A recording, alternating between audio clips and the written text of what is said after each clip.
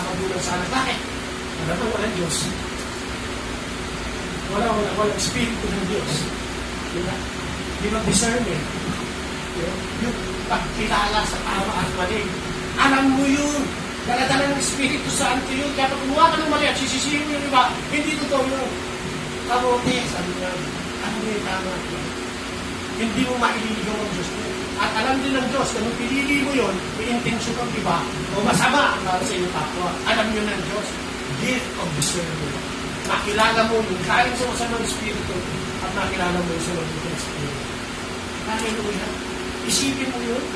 Gift of tongues. Hindi ginagamit yan. Hindi yan ginagamit sa pagiging marites. Gift of tongues. Ito yung sasama sa pagiging gamitin mo. Kung ilongpan ka magpaliwanag, kung magaling mo magsalita, gamitin mo yun kung naging instrument ako ng Panginoon na maipaliwanag mo ang salita ng Diyos at makumbinsin mo siya na talagang may Diyos. May nagmamahal ng Diyos at may tutulong sa iyo ng Diyos kahit anong problema pa yan. Kailangan mo lang malalim. Di ba? Doon ka